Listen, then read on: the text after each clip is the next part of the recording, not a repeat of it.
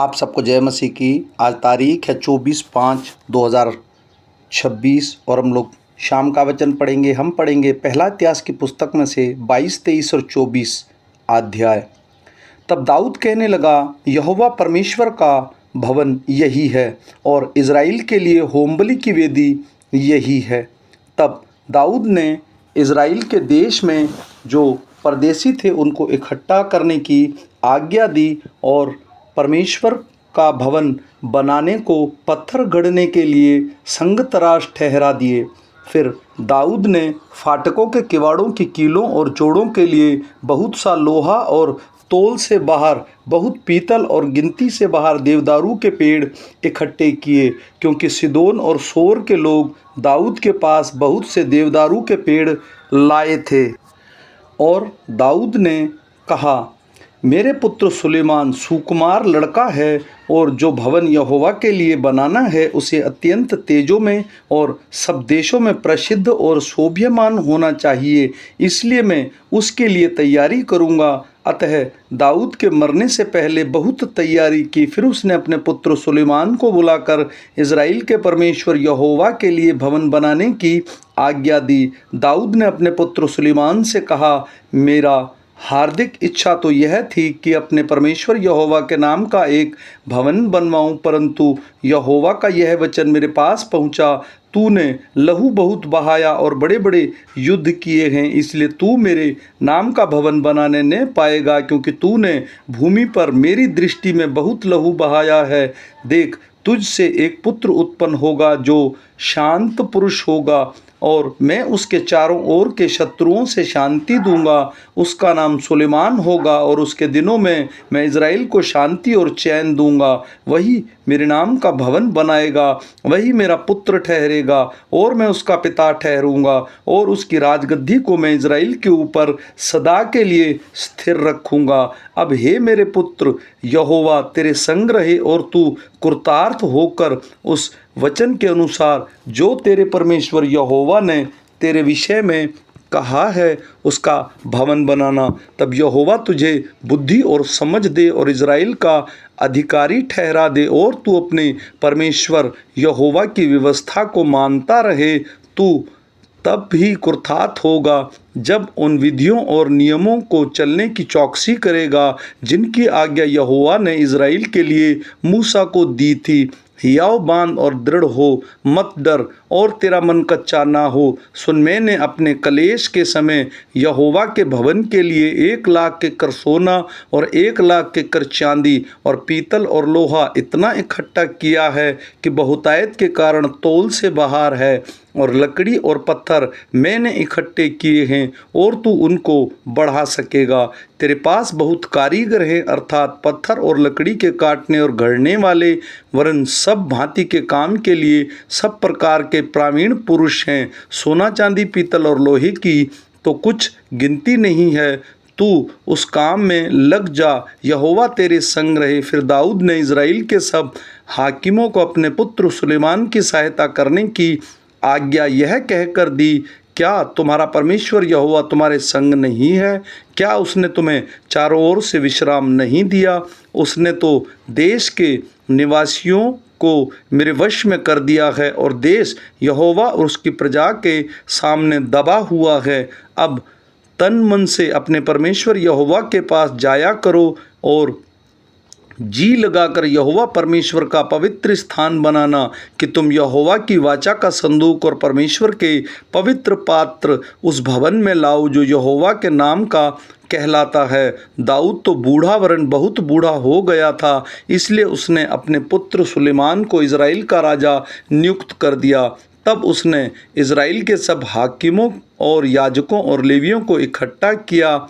जितने लेवी 30 वर्ष या उससे अधिक अवस्था के थे वे गिने गए और एक एक पुरुष के गिनने से उसकी गिनती 38,000 हुई। इनमें से 24,000 तो यहोवा के भवन का काम चलाने को नियुक्त हुए और 6,000 सरदार और न्यायी और 4,000 द्वारपाल नियुक्त हुए और 4,000 उन विद्वानों और विद्या यंत्रों से यहोवा की स्तुति करने के लिए ठहराए गए जो दाऊद ने स्तुति करने के लिए बनाए थे। फिर दाऊद ने उनको गर्शेन कहात और मरारी नामक लेवी के पुत्रों के अनुसार दलों में अलग अलग कर दिया। गर्शेनियों में से तो लादान और शिम्मी थे। लादान के पुत्र सरदार, यहीएल और जेताम और यहीएल, ये 3 थे। शिम्मी के पुत्र इश्मोत, हजीएल और हारान, ये 3 थे। लादान के कुल के पूर्वजों के घराने के मुख्य पुरुष यही थे। फिर शिम्मी के पुत्र यहत, जीना, यूस, बरिया, शिम्मी के यही 4 पुत्र थे।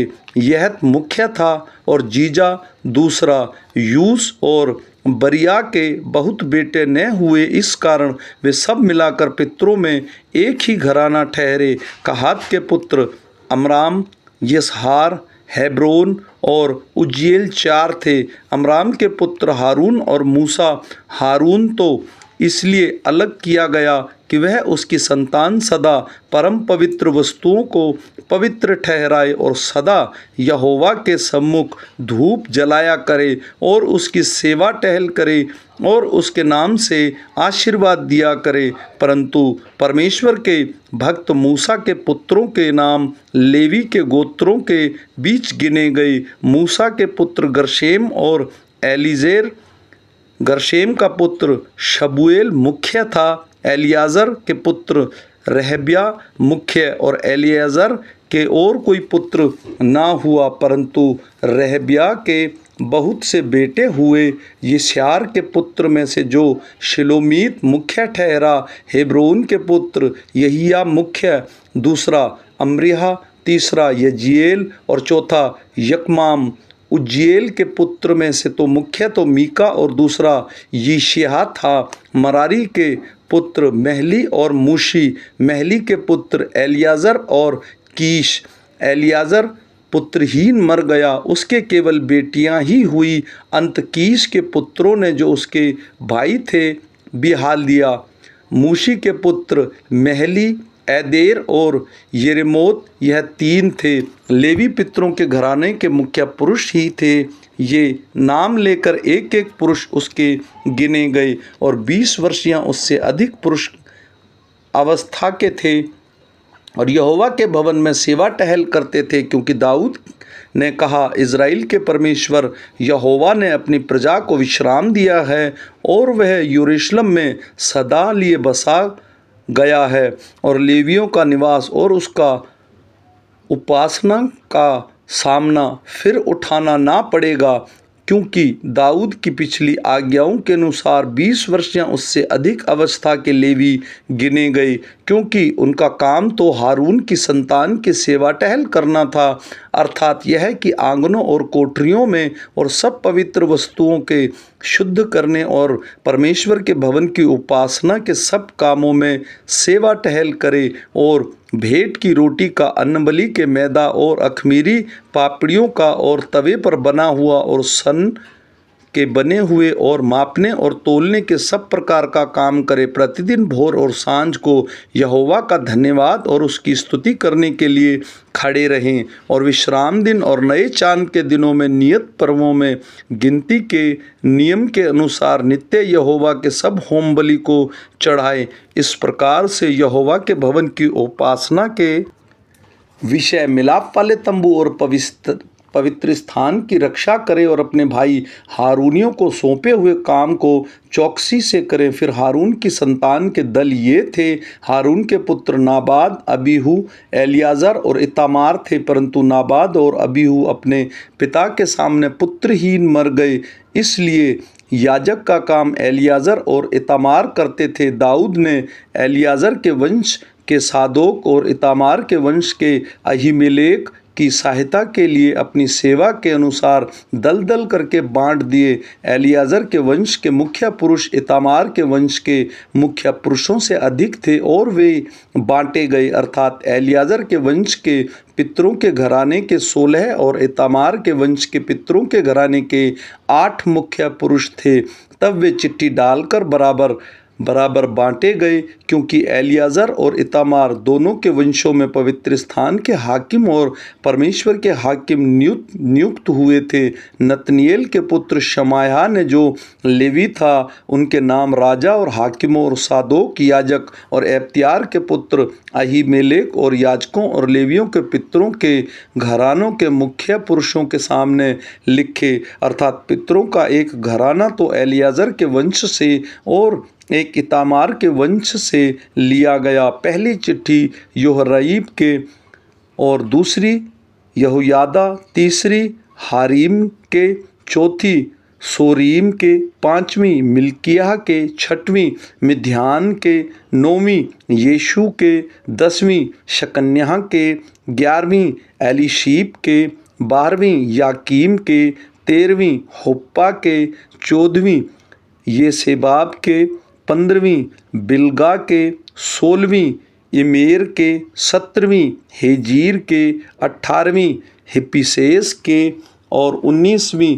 पत्याह के, 20वीं यजकेल के, 21वीं याकीन के, 22वीं गमूल के, 23वीं दलहया के और 24वीं मजाया के नाम पर निकली। उनकी सेवा के लिए उनकी यह नियम ठहराया गया कि वे अपने उस नियम के अनुसार जो इज़राइल के परमेश्वर यहोवा की आज्ञा के अनुसार उनके मूल पुरुष हारून ने चलाया था, यहोवा के भवन में जाया करें। बचे हुए लेवियों में से अमराम के वंश में से शबूएल, शबूएल के वंश में से येदियाह, अब बचा रहब्या, अंत रहब्या के वंश में यिशियाह मुख्य था, और इस हाकारियों में से शिलोमोत, और शिलोमोत के वंश में से यहत, हेब्रोन के वंश में से मुख्य तो यरियाह, दूसरा अमरियाह और तीसरा यहजीएल और चौथा